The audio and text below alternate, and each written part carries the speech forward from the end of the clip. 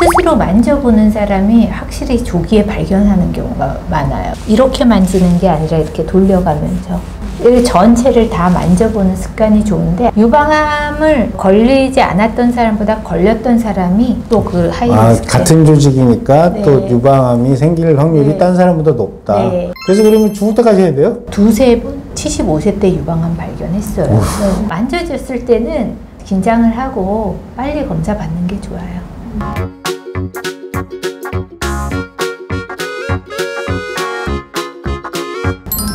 요새 그 가슴 성형 많이 하시잖아요. 네. 가슴 성형하면 그 보형물 들어가 있는데 네. 그땐 검사 뭐예요? 이거 이렇게 안 눌러지잖아요, 잘. 옆에 빠지고. 아니에요. 사실 기술적으로 잘 누르나요, 그것도? 그럼요.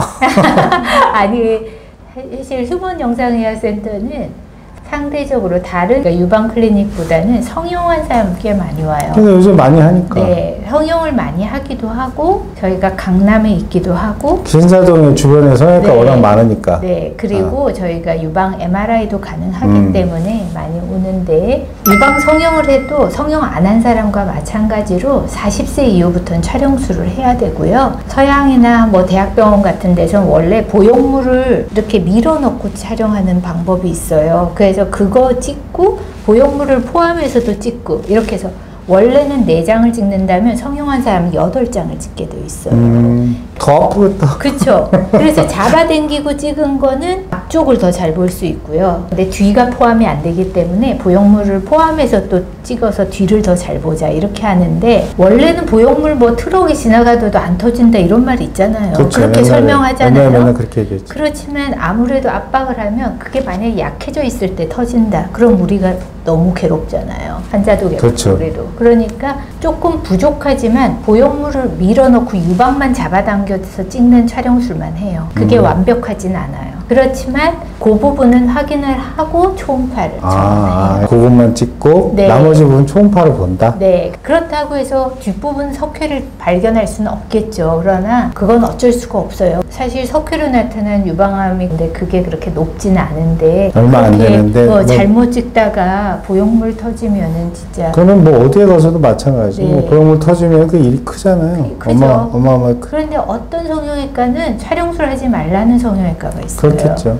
근데 그러면 촬영술을 못하게 하는 성형외과는 유방 성형수술 하면 안 된다고 저는 생각해요. 저도 그렇게 생각해요. 왜냐하면 검진을 못하게 하는 거는 말이 안 되잖아요. 그럼요. 그럼 네. 뭐 유방암 걸리면 지가 책임질 것도 아니면서. 그러니까요. 그래서 근데 그 선생님 생각은 그렇겠죠. 초음파로 발견해도 되겠다 그럴지도 모르겠어요. 그러면 유방암을 조기 발견할 수 있는 뭐 이렇게 촬영술 뭐 이런 거 말고 정기적으로 와서 뭐 검사하고 이런 거 말고 증상은 없어요? 뭐 미리 좀 알 수 있는 거? 원래는 이제 자가검진이라는 게 있잖아요. 자기가 스스로 검사하는 거. 제가 이렇게 만져서? 네. 근데 그게 별로 도움 안 된다는 연구가 많이 사실은 있어요. 근데 제가 환자를 직접 보다 보면 스스로 만져보는 사람이 확실히 조기에 발견하는 경우가 많아요. 제일 좋은 거는 매년 초음파하고 2년에 한 번씩 촬영술 같이 하고 이러는 건데, 검사를 안 하는 사람 있잖아요. 그리고 안 하는 사람들은 만져보지도 않는다면 혹이 거의 한 2, 3cm 될 때 발견돼요. 스스로 좀 만져보는 사람은 어떨 때는, 또 우리나라 사람들은 유방이 좀 작은 사람이 많잖아요.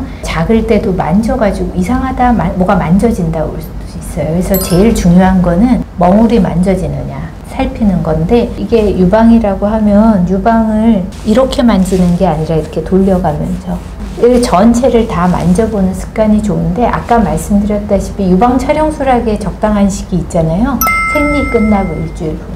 그때 한 번씩 만져보고 유두를 살짝 짜가지고 밑에를 짜봐가지고 유즙이 나오는지 보는 건데, 우유빛깔은 괜찮고요. 젖빛깔 괜찮고, 아주 맑은 물이나 초콜릿 컬러나 노란색 물이나 뭐 이런 게 나올 때는 평소에 검진을 안 한다 하더라도 그런 증상이 있을 때는 미루지 말고 병원에 오는 게 중요합니다. 되게 복잡하네요, 그것도. 네. 난 여자가 아닌 게 너무 다행이야. 네, 복잡할 것도 없어. 말을 너무 복잡하게 했나 봐요.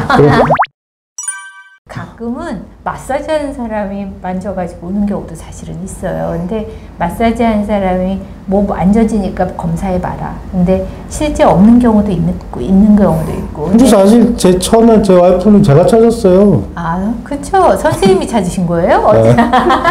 특히 보형물 있는 사람 잘 만져서. 보형물 있는 사람이 그게 좀 유리하다면서요. 유리해요. 이렇게 밑에서 이렇게 네. 떠받치니까. 그게 빤빤하니까. 보형물 없는 사람은 뭔가가 저 밑에 이게 있으면. 뼈인지 아닌지 뭐 이런 게 어려운 거예요. 밑에 보형물이 받쳐져 있는 사람들은 혹이 생기면 잘 만져줘요. 자기 몸에 관심을 갖는 거가 사실 유방 말고 딴 데도 마찬가지잖아요. 검진을 안 한다 하더라도 뭔가 몸에 변화가 있을 때는 가보는 게 좋은 그런 거. 유방암은 조기 발견을 위해서 뭔가 일부러 만져봐야 되고. 그렇죠. 근데 뭐 딴 거는 뭐 이렇게 소화가 안 돼요. 뭐 배가 아파요. 뭐 머리가 아파요. 뭐 이런 게 있는데. 근데 그러면은 그때 사실 이미 늦은 경우가 많잖아요. 근데 그렇죠. 유방은 그나마 자기가 네. 이렇게 만져볼 수 네. 있으니까. 맞아요. 겉에 있으니까. 머릿속에 있는 건 모르잖아요. 어쩔 거예요. 뱃속에 있는 것도 만지긴 어렵죠. 그렇죠. 그런 거는 이제 뭐 건강검진을 하는 그런 건데, 어쨌건 유방암은 증상이 없더라도 자기가 스스로 검진을 하는 습관이 네. 도움이 된다. 저는 그렇게 생각해요. 근데 논문에는 도움 안 된다고 그랬대요. 그래도 자기 몸에 좀 관심이 있는 네. 사람이 많이 만져보니까 아, 그렇죠. 뭐 그런 거겠죠. 네. 그래서 유방암 검사는 그럼 지금까지 나온 얘기가 촬영술, 네. 그 다음에 초음파, 네. 그 다음에 MRI, 그렇죠. 그 다음에 토모신테시스. 그건 유방 촬영술에 속하는 거예요. 그러니까 기술이 좀 그렇죠. 이렇게 간 토모가 이렇게 3차원으로 이렇게 찍는 거죠. 그건 엑스레이 양이 더 많지 않아요? 일반 촬영술보다? 일반 촬영술보다 조금 많은 걸로 알고 있어요. 그걸 그러면 이렇게 검진에도 적용을 하는 거예요? 보통 검진 목적으로는 안 하는 것 그러니까 같아요. 검진 목적으로는 하기가 조금 부담스러운 검사. 그렇죠. 그래도 개인 병원에서는 그런 설명하면 하겠다는 사람들 꽤 있다고 하더라고요. 특히 이제 치밀 유방일 때 뭐 이런 때는 도움이 좀 되겠네요. 치밀 유방일 때 사실 초음파 해야죠. 그거는 어쩔 수가 없고. 초음파도 하고 토모가 그래도 일반 촬영보다는 이렇게 단층이니까 좀 낫지 않아요? 상식적으로? 그러니까 토모를 하면 더 잘 볼 수 있는 건 저는 그게 제일 큰 것 같아요. 구조 왜곡, 영어로 하면 아키텍처럴 디스토션. 그래서 그런 거는 그냥 찍는 것보다 더 잘 보이는 것 같아요. 질문에 남자도 유방암 검사를 해야 되나 이렇게 돼 있네. 아까 남자도 유방암 걸린다고 그러셨죠? 남자는 걸리는데 검진을 할 필요가 없는 거죠. 근데 그렇죠. 남자는 뭐가 만져진다라고 했을 때만 오면 만져지기는 잘 만져질 것 같아요. 그렇죠. 편편하니까. 그러니까요. 이렇게 툭 튀어나오고 뭐 이런 게 있을 네. 것 같아요. 근데 뭐가 만져져서 오신 분들의 95% 이상은 여성형 유방, 자이네코마스티아. 살쪄서 생기는 거? 근데 살찌지 않아도 뭐 술을 많이 먹는 사람이라든지 이유 헐. 없이 또 술 많이 먹으면 생긴다고요? 나는 아닌데. 그런 사람도 있는 것 같아요. 약간 간이 안 좋은 사람도 그렇고.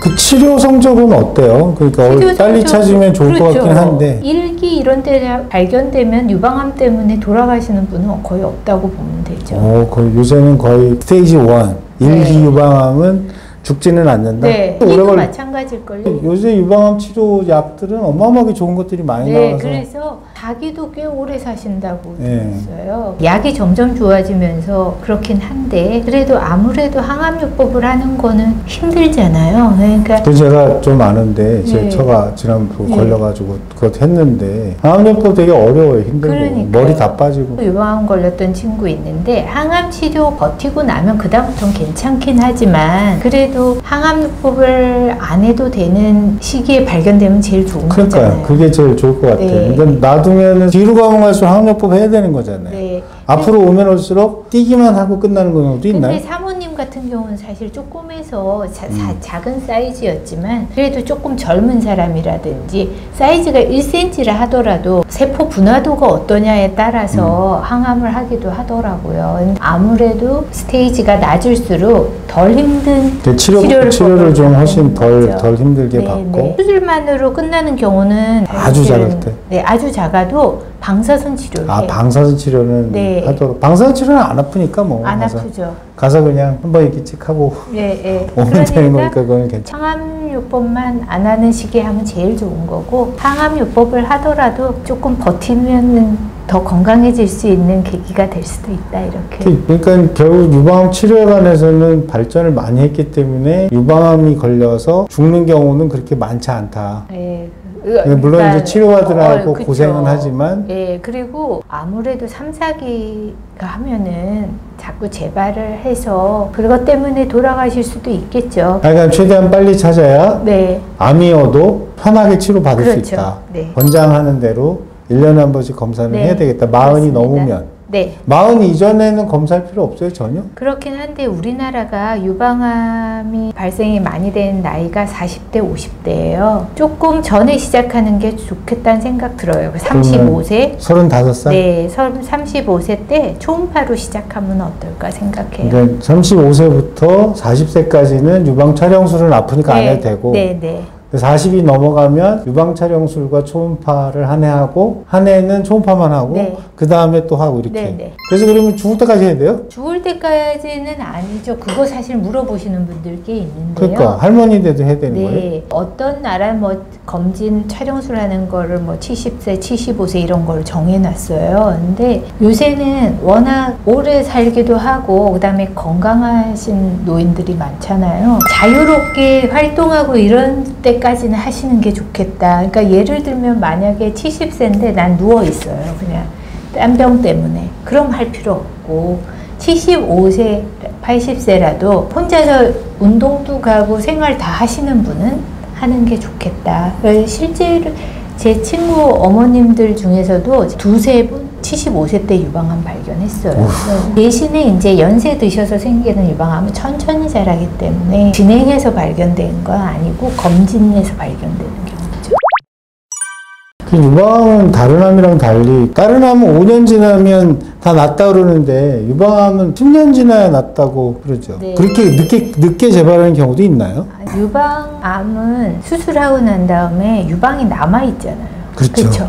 그러니까 유방암이 또 생길 수가 있는 거예요. 저도 그런 것 같아요. 10년이면 뭐 그게 새로 생긴 건지 재발한 건지. 그러니까 그 재발 개념이 그거예요. 새로 생긴 거. 수술 부위에 생겼다면 그건 재발이지만 다른 데 또 생기는 경우가 꽤 있어요. 유방암을 걸리지 않았던 사람보다 걸렸던 사람이 또 그 하이리스크. 같은 조직이니까 네. 또 유방암이 생길 확률이 네. 딴 사람보다 높다. 네. 암의 엄마가 걸렸어도 나도 위험하다는데 뭐 네, 그래서 같은 유전형이잖아요. 그러면 네. 자기 조직은. 네, 유방암 수술했던 사람들도 검진은 뭐 불안해서라도 꼭 열심히 받죠, 보통은. 여자라면 누구나 40세 지나면 뭐 2년에 한 번은 그냥 무조건 검사를 네, 해야 되는 거네요. 그렇게 생각하는 게 좋아요. 생각하면 생각할수록 여자 아닌 게 다행인데. 너무 불편할 것 같아. 2년에 한 번씩 그 검사를 하려면. 그렇죠. 촬영술이 좀 무섭긴 하죠. 아니, 그 무섭다는 사람이 많더라고요. 네. 저는 사실은 그런 거 본 적은 없지만, 기계는 뭐 보니까 패들 사이에 끼워가지고 누르면 아프긴 아플 것 같아. 아프죠. 아유, 등에서 땀이 쭉 나요. 생으로 그거를 눌러가지고 아플 것 같아. 네, 원래 움직이면 안 되고 그러거든요. 근데 저는 통증에 대해서 좀 완화시키는 방법 중에 하나가 무슨 통증이든 숨을 아주 천천히 내쉬는 거라고 생각하거든요. 가슴을 딱 들이마셨다가 찍는 동안에 엄청 숨을 조금씩 내요. 그러면 좀 덜 아파요. 선생님만 그러실 것 같아. 아니에요. 딴 사람도 그럴걸요? 저는 조직 검사할 때도 제가 바늘을 마취를 하고 하지만 바늘이 들어갈 때 좀 아플 거라고 예상될 때는 숨을 들이마시고 천천히 내쉬세요. 그러면서 찔러요. 맘모톰이라는 거 많이 하잖아요. 네네. 그럼 맘모톰으로 유방암을 가는 건 아닌 거죠? 아니죠. 아닌데 보통 혹이 있을 때 조직 검사는 코와 생검, 총생검을 하거든요. 그런데 미세석회화에 대한 거는 총생검으로는 진단율이 좀 떨어져요. 정확하게 거기 이렇게 여기 이렇게 흐트러져 있으니까 이게 그렇기도 바늘로 하고. 하면 별로라서. 네, 그리고 바늘이 들어가면 에어가 조금 들어가기 때문에 석회랑 에어랑 구분이 하기 어려워져요. 그렇기 때문에 맘모톰으로는 많이 뛸 수 있고 그 다음에 석회 부분에 넣어서 이게 또르륵 돌려가면서 하니까 공기랑 뭐라 이렇게 헷갈리지 않아서 또 찌르는 게 아니니까 그래서 그게 조직검사 결과로 암이 나올 수는 있죠. 그러나 조그만 혹을 굳이 만무통 수상하게 생겼는데 만무통 조직 검사 그건 아니에요. 미세석회화가 이렇게 모여 있는 경우에는 선택적으로 만모톰으로 생검을 할 수도 있다. 네. 조직을 띠는 용도로. 네. 바늘로 하면 확률이 떨어지니까. 네. 그러면 대부분 다 양성질환의 만모톰이라는 걸 하는 거네요. 그렇죠. 양성호흡은 뭐가 있어요? 양성호흡의 대부분은 가장 많은 거는 섬유선종이고요. 섬유선종이면 딱딱한 덩어리예요? 네, 섬유질이 많이 생기는 그 그런. 딱딱하겠다. 섬유질이. 근데 그게 진짜 다양해요. 말랑말랑한 것도 있어요? 섬유질이 컴팩트하면 더 딱딱할 거고 또 석회가 생기기도 하는 거는 굳이 없을 필요 없지만 석회가 생길 수도 있고 얼마나 컴팩트하냐에 따라서 또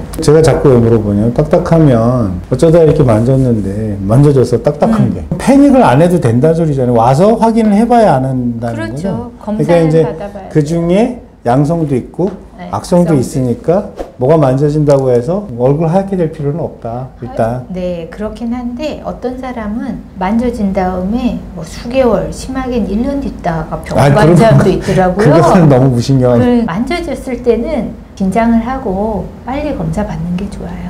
네, 오늘은 이재 선생님 모시고 유방암에 대해서 알아봤습니다. 생각보다 훨씬 더 안 어려우시죠, 이거? 뭐 어렵지는 않네요. 여기 오시기 전에 되게 막 뭐 어려운 질문 하면 안 된다고 신신당부하셨는데 제가 아는 게 있어야 어려운 질문을 하죠. 예, 워낙 김성현 원장님이 좀 전문가처럼 이렇게 쉽게 해주고 그다음에 재밌게 질문해주고 그래서 긴장 안 하고 잘했습니다. 감사합니다. 네, 감사합니다. 여기까지 하겠습니다.